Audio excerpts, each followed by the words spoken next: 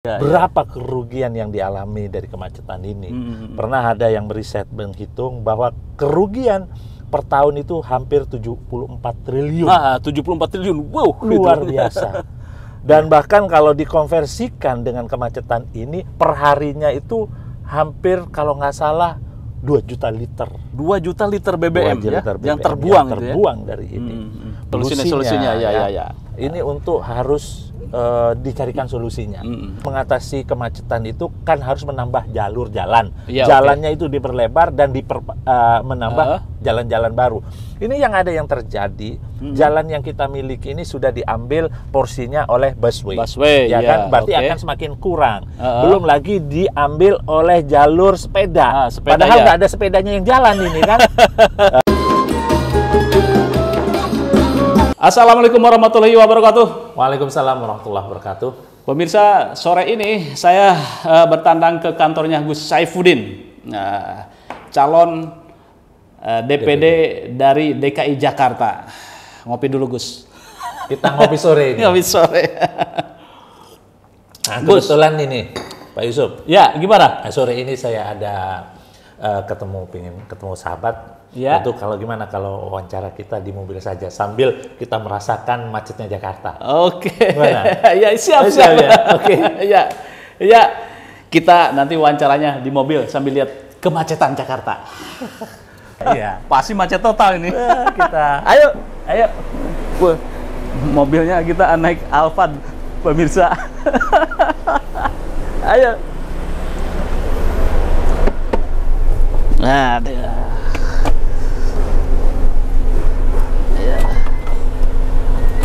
ya pemirsa, sekarang saya bersama Gus Saifuddin, calon DPD dari DKI Jakarta. Ya.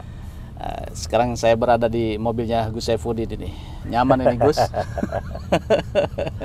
Tapi kenyamanan saya dengan Gus Saifuddin ini di Alphard terbaru itu kan ya, terganggu ini dengan kemacetan yang luar biasa, Gus. Ya, inilah suasana sore Jakarta.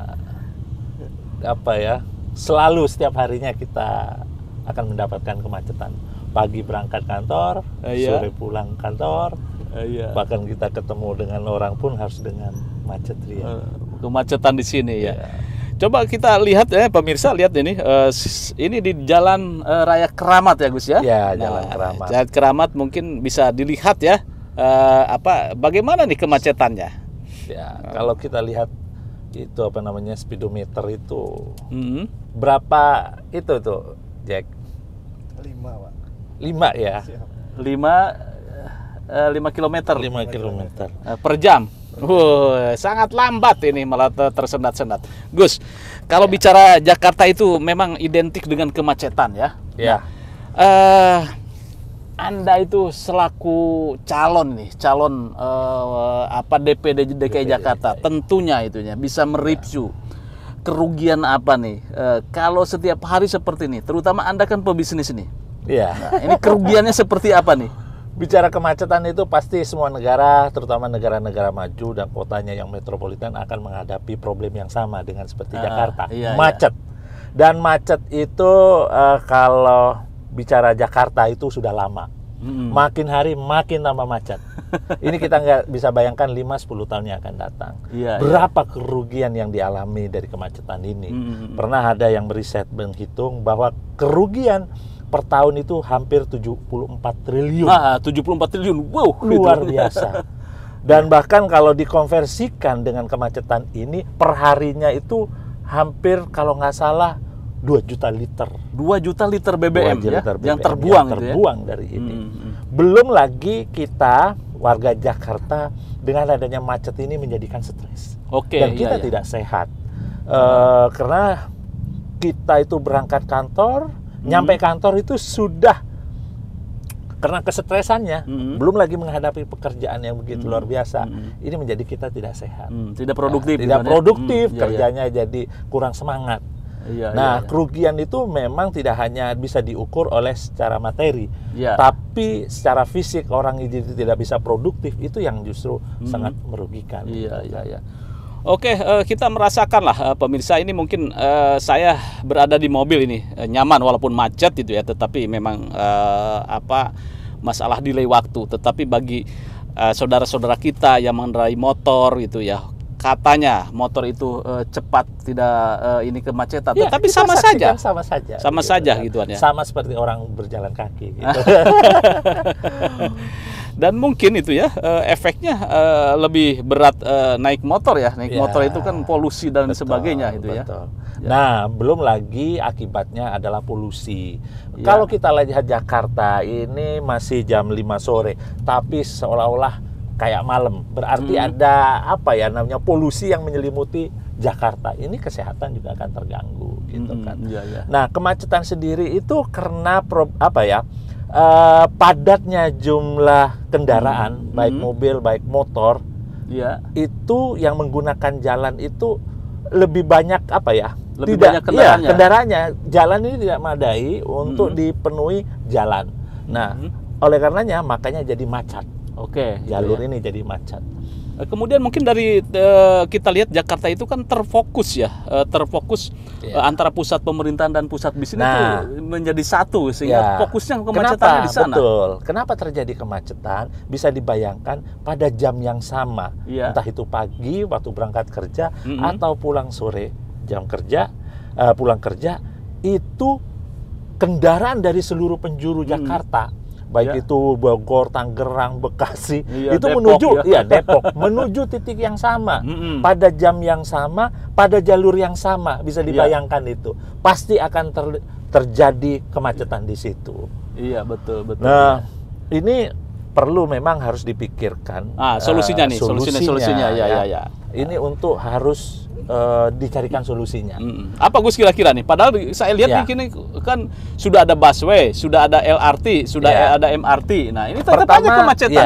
Pertama memang pemerintah harus menyediakan moda transportasi umum yang nyaman dan aman. Memang pemerintah sudah menyediakan bus Transjakarta dan LRT, dan sebentar lagi monorail LRT. Tapi itu masih problem buat warga-warga penyangga kota Jakarta, Tangerang, Bekasi ini yang mau menggunakan transportasi umum masih ada problem. Adalah dari rumahnya mereka itu menuju titik, misalkan ke stasiun MRT.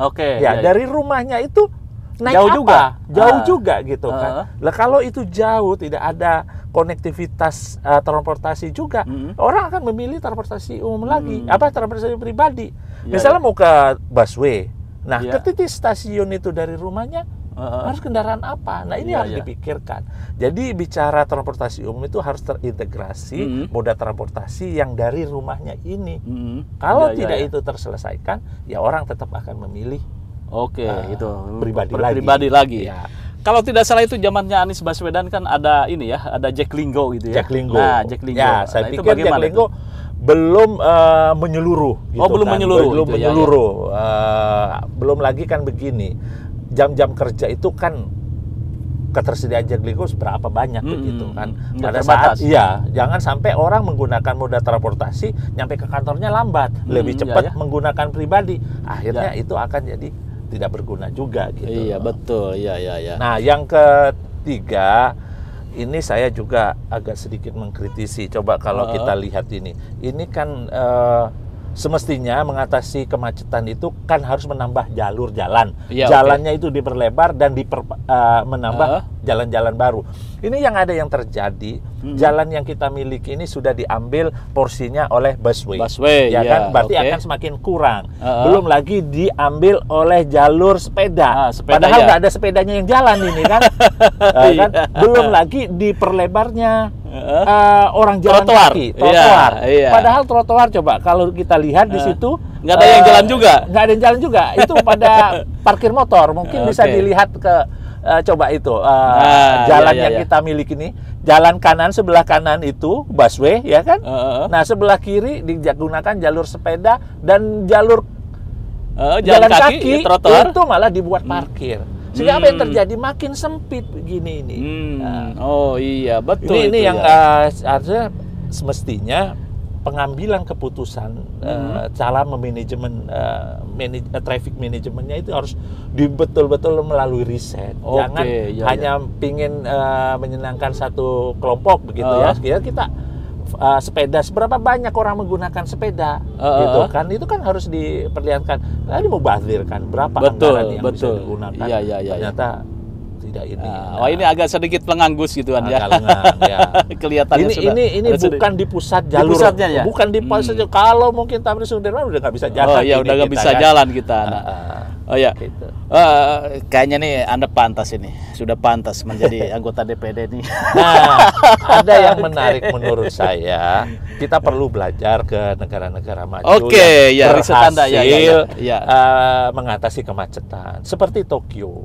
Tokyo itu saya pikir pasti lebih padat awalnya daripada Jakarta itu, tapi mereka bisa. Mereka itu kan tadi kita sebutkan tadi, karena orang menuju titik yang sama pada jalur yang sama pada yang sama. Nah, Tokyo membagi pusat bisnisnya itu di split, diurai. Sehingga kalau diurai, orang itu tidak akan masuk kepada titik yang sama. Misalkan dibagilah Jakarta ini, misalkan Jakarta dibagi 3 zona lah, mana perkantoran yang sifatnya jasa gitu ya, mana perkantoran yang sifatnya perkantoran pemerintahan, mana yang perdagangan, sehingga orang tidak satu melulu kepada Tamrin Sudirman gitu. Dan yang terakhir ini, saya pikir kita harus mulai menggunakan artificial intelligence. Kita bisa bekerja sama dengan Google lah. Misalkan kalau kita lihat di komputer nih, yang merah banyak itu daerah mana? Kan begitu. Merahnya itu penyebabnya dari mana aja, menuju kemana? Kan bisa di-split gitu kan. Dia macetnya itu di jam yang mana kan begitu. Diatur gitu loh kan. Pengaturan jam masuk kerjanya, terus pengaturan tempat bisnisnya yang berbeda gitu kan. Nah, kalau orang Tangerang harus ke Jakarta Timur, itu kan pasti tidak efisien, pasti melewati ini. Nah, jalur-jalur itu akan diurai kalau kita menggunakan artificial intelligence gitu. Jadi tentang peran teknologi itu juga cukup ini ya, harus digunakan. Teknologi zaman sekarang gitu. Sekarang begini, ada wacana tentang jalan berbayar. Nah, ini bagaimana nih jalan berbayar itu ya di Jakarta? Jalan berbayar itu kan mencontoh Singapura. Singapura bagi saya nggak ada masalah karena orang-orangnya juga kaya-kaya sedikit. Nah, di Indonesia ini ketidakadilan yang menjadikan penyebabnya. Jadi akhirnya apa? Yang bisa menggunakan jalan itu adalah orang-orang kaya. Padahal jalan itu dibangun dari pajak rakyat. Harusnya tidak boleh begitu kan kalau bicara soal keadilan. Apalagi kasihan dong Gojek atau Grab ya kan? Online, transport online itu akan menjadi problem, nggak bisa masuk ke situ. Yang akan menggunakan jadi masalah. Nah, saya sih kurang setuju. Tidak akan berdampak gitu kan. Berapa sih cuma bayar buat orang-orang kaya? Tetap macet, tapi yang make ada orang kaya. Karena kemacetan juga kebanyakan ini mobil nih, Gus. Mobil gitu. Kalau yang beli mobil ya pasti orang berkecukupan lah ya. Memang Jakarta mau tidak mau harus diatur, dibagi pusat kotanya ini. Saya setuju pembagian pusat kota. Katakan di Jaktim Jakarta Utara Jakarta Barat Jakarta Selatan gitu kan. Kayaknya menarik ini kan ya. Apalagi Jakarta sebagai ibu kota ya negara. Nah, ini yang menjadi complicated ya. Gus, ini kan sudah ada ya aturan tentang ganjil genap, tapi tetap aja nih kemacetan seperti ini. Ganjil genap memang salah satu cara untuk mengatasi. Tapi tetap akan macet. Karena apa? Orang itu kan, orang-orang kaya itu minimal dia punya 3-4 yang bisa di-split ganjil genap gitu kan. Nggak ada masalah buat orang-orang kaya gitu loh. Jadi sebenarnya ini diperuntukkan orang-orang kaya gitu loh. Yang kasihan kan orang-orang yang nggak ini gitu kan. Yang mobilnya satu gitu. Ya kayak saya lah ya. Mobil satu ya. Akhirnya kan harus nunggu lenggang gitu kan. Padahal Jakarta nggak lenggang-lenggang. Akhirnya jam 12 malam, ya kamu menunggu. Kalau kata Pak Anies itu, kalau Jakarta pengen nggak macet, ya kita lihat jam 3 lah berangkat kantor. Jam 3 pagi subuh gitu kan. Ya oke, Gus. Sebagai closing statement ini kan ya, Anda kan pasti sudah tahu ya, meriset bagaimana problematika Jakarta, terutama ini tentang kemacetan nih. Kayak tema kita ini tentang kemacetan nih. Yeah. Jika Anda terpilih nanti jadi anggota DPD ya, wakil dari DKI ini, apa saja yang Anda lakukan selain yang tadi dibicarakan? Ya, pasti kita akan menggunakan dengan alat teknologi yang kita punya sebenarnya dengan kerjasama dengan Google Map dan Artificial Intelligence untuk bisa memetakan titik-titik kemacetan itu. Kalau kita paham betul titik kemacetannya, dari mana asal kemacetan itu, di jam berapa dan di titik mana, pasti akan mudah itu. Yang kedua tentu kita jangan udah jalannya sudah kecil ya, terbatas, tidak bertambah, malah kita dipersempit lagi nih jalur. Kalau bisa kita lihat ini, kamera mungkin bisa lihat ke depan, hanya 2 jalur begini nih. Dan trotoar malah diperlebar begitu. Padahal yang jalan sih nggak banyak-banyak juga gitu. Nah ini perlu dikaji. Terus yang kedua, saya melihat malah justru kenapa orang-orang jalan itu malas juga walaupun trotoar, karena nggak adem. Suasananya coba kalau dikasih pohon-pohon yang indah gitu kan, dengan suasana yang lebih ini, itu saya pikir menarik. Arti apanya? Artinya apa? Bahwa setiap keputusan dan kebijakan yang kita buat harus perlu dikaji matang-matang dan dilibatkan banyak masyarakat untuk bisa terlibat memikirkan. Idealitasnya memang dibentuknya trotoar yang bagus begini, masyarakat untuk budaya jalan. Ternyata juga ini tidak menarik, kurang menarik minat orang-orang Jakarta ya, ngantor atau kemana makan siang dan sebagainya. Lebih nyaman mereka pakai moda transportasi pribadi. Sebab kalau hanya jalan kaki ya, kalau panasnya panasnya, polusinya, terus kalau jaraknya nggak terlalu jauh sih nggak apa-apa. Nah kalau dari rumah harus ke kantor harus jalan kaki kan repot juga itu. Apalagi naik sepeda ya. Apalagi naik sepeda. Kita nggak temukan orang yang naik sepeda ini. Jalur disiapkan untuk itu kan. Padahal jalur untuk sepeda disiapkan, tetapi memang betul. Dan berapa biaya yang digunakan untuk ini yang perlu di. Ya pemirsa, itu bincang-bincang sore saya dengan Gus Saifuddin, calon anggota DPD dari wakil DKI Jakarta. Ya mudah-mudahan Gus, Anda nanti diberi amanah bisa memberikan sebuah kontribusi atau perubahan-perubahan yang signifikan terhadap DKI, terutama ini masalah kemacetan ya. Karena setiap hari dan setiap tahunnya pasti akan selalu bertambah gini. Kalau kita ingin jadikan Jakarta ini sebuah kota megapolitan, ya apalagi 5 tahun 10 tahun akan menjadi pusat bisnis dunia kan Jakarta ini. Kalau nampaknya seperti ini akan sulit gitu loh untuk bisa berkembang. Maka Jakarta harus dibuat yaitu penataan yang istilahnya membagi kotanya. Membagi kotanya jangan hanya pada satu titik tertentu, satu pusat tertentu. Perlu dibuat kota-kota baru gitu loh, di pinggiran gitu, sehingga orang itu tidak perlu harus ke tengah titik kota gitu kan. Di pinggiran-pinggiran harus dibuat sentra bisnis-bisnis baru, seperti yang dilakukan di Jepang. Jepang itu membagi bisnisnya itu agar untuk bisa mengurai. Betul, itu gue setuju. Saya juga sebetulnya memimpikan ini Jakarta tidak macet. Nah, ini ada ide. Terus ada yang menarik juga, semestinya kita perlu membuat cara orang ke kantor itu mengajak teman-temannya dalam satu mobil. Ya kan, daripada dia kantor sendirian nih kayak saya nih sekarang nih. Ya coba kalau sendirian masih banyak yang luang kan, Pak Yusuf gitu kan, bareng-bareng itu akan lebih efisien juga gitu kan.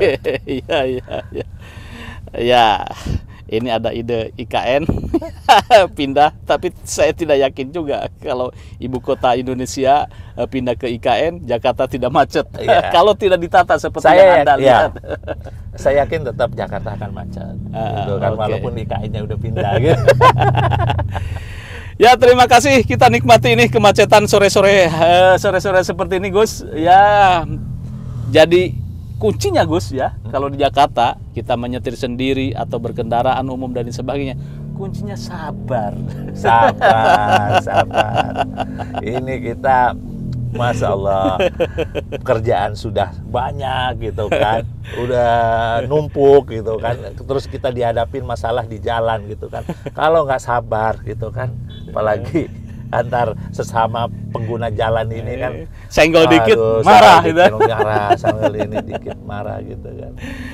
Ya, bagaimana dengan pengalaman Anda di Jakarta? Apakah juga mengalami hal yang sama seperti saya dan Gus Saifuddin? Ini kok coba kita lihat ini sebelah kanan. Nah, iya. Bergerak sama sekali itu kan. Ini kan kita berlawanan arah nih, orang pada pulang kita ke situ kan.